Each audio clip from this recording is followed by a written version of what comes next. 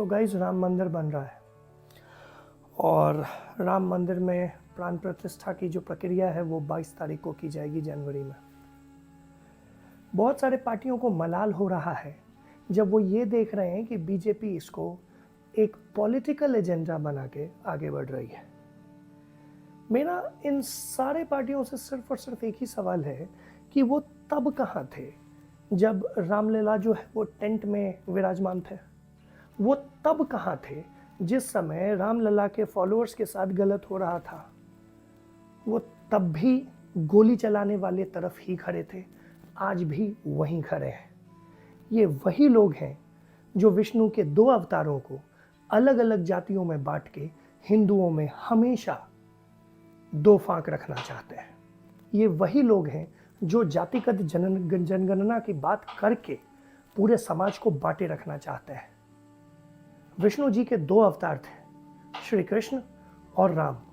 ये एक यादव और दूसरा ब्राह्मण कैसे हो गया? दोनों अलग अलग कैसे हो गए?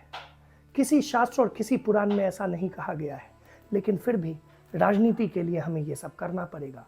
हमें दोनों को अलग दिखाना पड़ेगा, एक को बड़ा एक को छोटा दिखाना पड़ेगा, ताकि जो हिंदू हमेशा से बटा हुआ था वो आगे भी बटा हुआ रहे और इन पार्टियों के लिए राजनीतिक रोटियां सेकना बड़ा आसान हो जाए।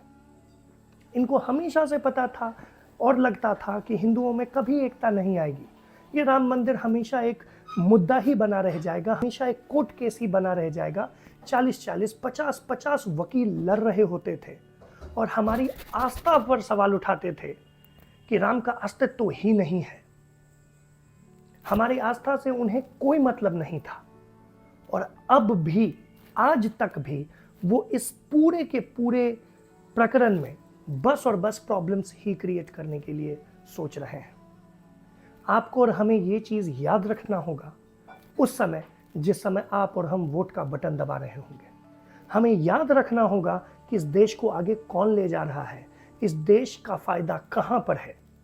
क्योंकि अगर देश को आप और हम सर्वोपरि नहीं रख पाएंगे तो कहीं भी जिंदगी में हम आगे बढ़ पाएंगे, ना ही देश आगे बढ़ पाएगा। ये आपको और हमें समझना पड़ेगा और इस चीज़ को निश्चित रूप से तब याद रखना है जब हम वोट का बटन दबा रहे होंगे। जय श्री राम।